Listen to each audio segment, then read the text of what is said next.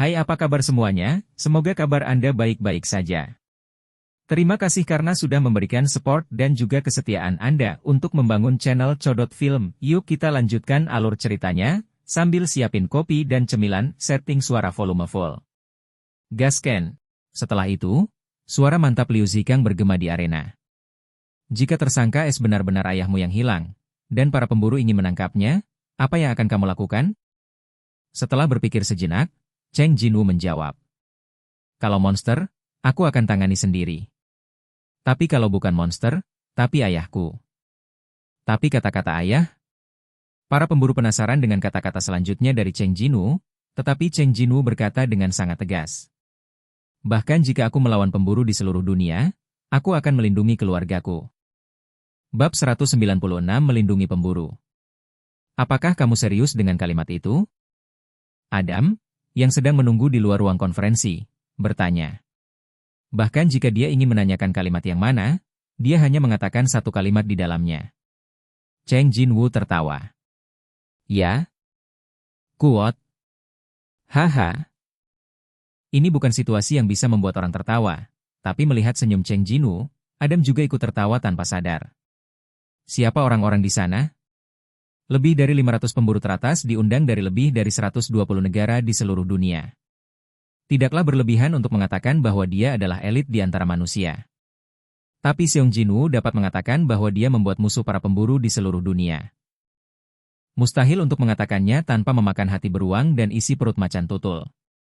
Yang lebih mengejutkan adalah tidak ada seorang pun di arena yang mengolok-oloknya. Hunter Liu Zikang, yang dikenal karena karakternya yang kejam, hanya menatap Cheng Jinwu dalam diam, dan tidak mengajukan keberatan atas pidatonya. Tidak hanya para pemburu di ruang konferensi, tetapi bahkan mereka yang menyaksikan situasi melalui layar tercengang. Adam adalah salah satunya. Dia mendesah lagi. Seharusnya hanya ada dua orang yang bisa mengatakan hal seperti itu di sini, termasuk kamu. Cheng Jinwu sedikit penasaran tentang siapa orang itu. Yang lain adalah... Yang itu ada di rumah sakit sekarang. Melihat senyum pahit Adam, Cheng Jinwu segera mengerti siapa yang dia maksud. Thomas Andre. Menurut karakternya yang sombong, memang bisa diceritakan. 039, meskipun saya tidak tahu apakah itu akan berhasil sekarang.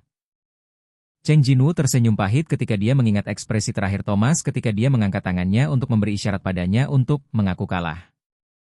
Ada mengungkit soal jadwal. Akan ada makan malam setelah pertemuan, yang disiapkan dengan hati-hati oleh administrasi hunter kami, jadi jika tidak ada masalah mendesak, Anda sebaiknya menggunakannya dengan pemburu lain. Cheng Jinwu menggelengkan kepalanya sebelum Adam selesai berbicara. Aku akan pergi ke rumah sakit. Apa? Mata Adam terbelalak. Apakah Anda terluka di suatu tempat tadi malam? Tidak, tidak mengherankan jika itu menyakitkan. Pemburu tingkat negara bagian Thomas Andre menderita luka serius yang tidak bisa bergerak bahkan dengan perawatan. Ini cukup untuk menunjukkan bahwa pertarungan antara keduanya cukup sengit. Jadi, bahkan Hunter Seong Jinwu mungkin memiliki satu atau dua luka. Kuot, saya sedikit khawatir tentang Chen Hao. Kuot? Apa? Itulah artinya. Adam, yang khawatir tentang Cheng Jinwu sesaat, langsung merenungkan penilaiannya yang terburu-buru. Karena itu, dia masih ingin memastikannya lagi. Sejak tadi malam, lengan, pergelangan tangan, dan lain-lain terasa sakit? Apa? Ah, tidak apa-apa. Tepat ketika Adam panik, para pemburu yang berkumpul di kejauhan mulai berdiri di kedua sisi, memberi jalan. Cheng Jinwu dan Adam mengarahkan pandangan mereka ke sana pada saat bersamaan. Itu Liu Zikang. Liu Zikang, seorang pemburu bintang 7 dari negara Z, membawa bawahannya yang disebut misi Liu Zikang ke Cheng Xiaoyu. Mungkin dia sudah menetapkan tujuannya. Setelah langsung menuju Cheng Jinwu, Liu Zikang berhenti di depannya. 039, 039. 039, apa yang terjadi pada kedua orang itu? 039. Para pemburu berhenti bercanda dan berbicara.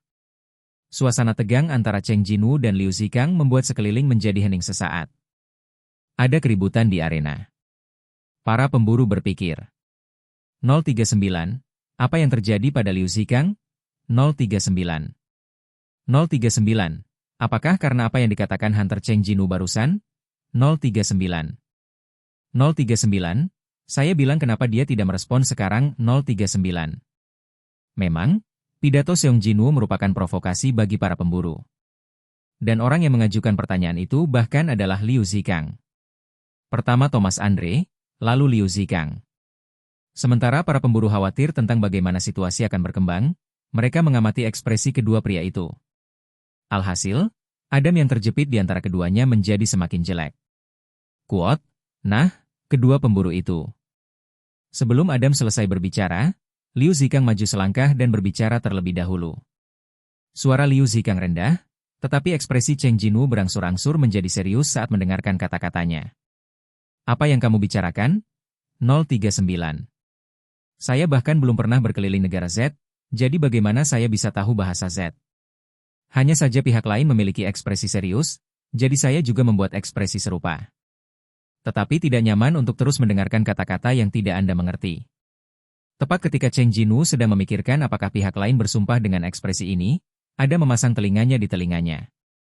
Pemburu Liu Zikang berkata bahwa dia menangkap binatang ajaib yang kamu lepaskan di pantai negara Z.